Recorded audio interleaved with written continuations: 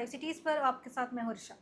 मेरे साथ मौजूद हैं बिहार के जाने-माने general physician doctor Rajiv Ranjan. स्वागत है सर आपका। धन्यवाद ऋषा जी।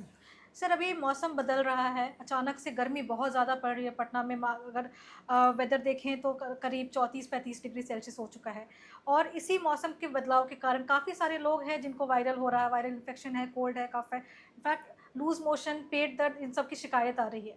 सर मैं आपसे समझना चाहती हूँ कि सर अभी के मौसम में लोगों को किन-किन चीज़ों का परहेज़ करना चाहिए, किन-किन चीज़ों से बचना चाहिए? ऐसा है ऋषा कि बहुत समसामयिक प्रश्न आपने पूछा है। कोई भी मौसम में जो तब्दीली होती है ना, वो अगर अचानक हो जाए, तो शरीर के सारे सिस्टम, सारे अवयव थोड़े से उसको अडैप्ट करने में समय लगता है। हुँ, हुँ, हुँ। जैसे अभी आपने देखा तुरंत ही सर्दी पड़ रही थी, जोड़ों की सर्दी पड़ रही थी और अभी तुरंत की गर्मी का आविर्भाव हो गया, आगमन हो गया। तो इस तरह के जब गर्मी आ गई, तो आपका शरीर तो सतर्क है नहीं, एडेप्टेशन में थोड़ा समय लगता है। हुँ, हुँ, हुँ। तो कई बार ऐसा होता है कि ये समर वाला जो वायरस है, वो एक्टिव हो गया। कोल्ड वाला वायरस तो दब गया। हुँ, हुँ। समर के जितने वायरसेस हैं, वायरसेस तो अनंत हैं, सब बिखरे हुए हैं वातावरण में। तो समर के जो वायरस हैं, इसको अभी एक टर्म जो आपने कहा कि तो उसको समर डायरिया भी हम लोग कहते हैं, वायरल गैस्ट्रोएंटेराइटिस। हुँ, हुँ, हुँ। तो वायरल गैस्ट्रोएंटेराइटिस आपने देखा होगा, हम जब आते हैं, सड़क से गुजरते हैं, तो जितने भी गोलगप्पे के स्टॉल हैं, हमने देखा है कि सब यंग लोग, चाहे मेल हो चाहे फीमेल हो, गोलगप्पे की कतार में खड़े होकर जो आनंद से गोलगप्पा लेते नजर आते हैं। और उसमें जो टॉक्सिसिटी जाता है वायरस के रूप में, वो आगे आपको वायरल गैस्ट्रोएंटेराइटिस करता है।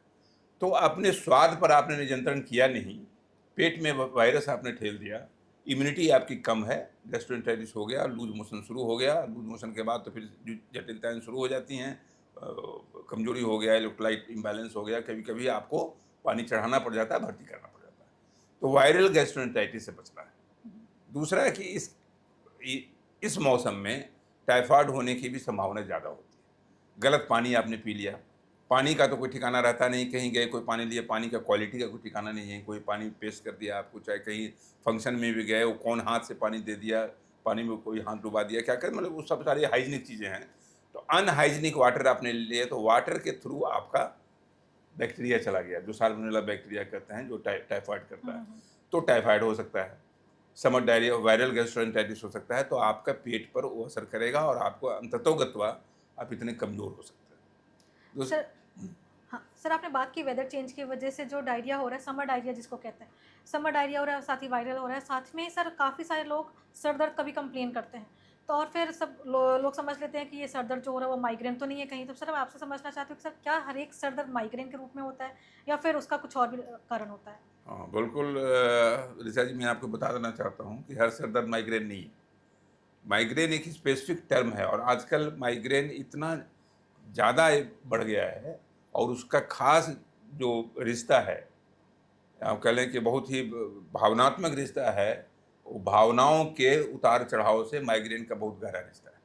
इसलिए भा माइग्रेन अधिकतर यंग लड़कियों में पाया जाता है, यंग महिलाओं में माइग्रेन का हुँ, इंसिडेंस हुँ, हुँ। ज़्यादा है। तो सब दर्द सर दर्द माइग्रेन नहीं होता है। सर दर्द एक टिपिकल पैटर्न होता है, क्लासिकल माइग्रेन जो कहते हैं, और एक एटिपिकल माइग्रेन होता है।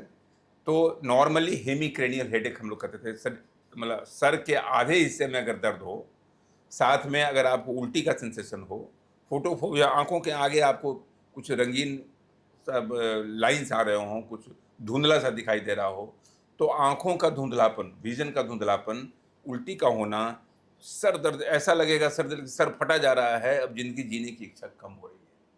तो कई बार माइग्रेन आपको मायूस कर देता है, माइग्रेन के साथ डिप्रेशन हो जाता है। तो आपके भावनात्मक रिश्तों को, भावनात्मक जो आपका संबल है, भावनात्मक जो ताकत है, उसको अगर मजबूत रखिएगा, तो माइग्रेन का अटैक कम होगा। माइग्रेन जो होता है, जैसा कि मैंने कहा, कि ज़्यादातर यंग फीमेल्स में होता है और उसमें आजकल जो दवाइयाँ आई हैं, वो सिर्फ उसको बचाने की दवाइयाँ हैं, इसका कोई परमानेंट क्योर नहीं है। हुँ, हुँ, हुँ। जिस समय माइग्रेन का हेडेक हो, तो उसमें टेम्पोररी दवाई होती है, जिसको ट्रिप्टन ट्रिप्टन कहते हैं, तुरंत माइग्रेन का हेडेक, और माइग्रेन से बचाने की जो दवाई आती है, 3-4 दवाइयाँ होती हैं, उसको हम लोग देते हैं। लेकिन सबसे ज़रूरी फिर यहाँ पर है कि आप एंग्ज़ायटी, डिप्रेशन से बचें, जीवन शैली को सुधारें। हर बीमारी में, हर स्वास्थ्य के मूल मंत्र में जीवन शैली ही आता है ऋषा जी। जीवन शैली को ठीक रखेंगे, सारी बीमारियां आपसे खुद ब खुद दूर होती चली जाएंगी। सर आखिरी सवाल मेरा आपसे यह है कि अभी जैसे कि आपने बताया टाइफाइड भी हो सकता है, इससे वायरल भी हो रहा है, तो उसके लिए सर जो हमारे दर्शक हैं उनको किन किन चीज़ों से बचना चाहिए और इसका इलाज क्या है, ये बता दें। सबसे ज़रूरी है तो ऋषा जी कि ऐसा नहीं है कि पानी, स्वच्छ पानी के लिए आपको आरओ की ही ज़रूरत है, कोई महंगे उपादान की ज़रूरत नहीं है। अगर पानी को सिर्फ आप बॉयल कर देती हैं तो बहुत सारे बैक्टीरिया और वायरसेस खुद ब खुद खत्म हो जाएंगे। तो बॉयल्ड वाटर पीजिए, खास करके अगर आपको लग रहा है पानी की गुणवत्ता पर शक हो रहा है। हाँ, क्योंकि हर आदमी आरओ नहीं लगा सकता, हर आदमी फिल्टर नहीं लगा सकता है। बॉयलिंग तो हर कोई कर सकता है, इतना बहुत बहुत आसान सा तरीका है, इसमें कुछ लगता नहीं है आपको। तो बॉयल करके पानी पीजिए।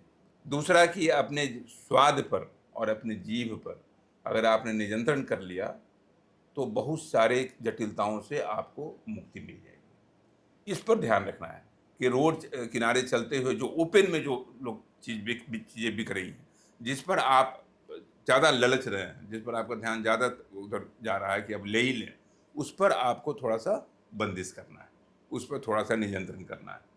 तो यही सारी चीज़ें करनी है ताकि आप स्वच्छ खाना खाइए, स्वच्छ पानी पीजिए, ठीक रहेंगे।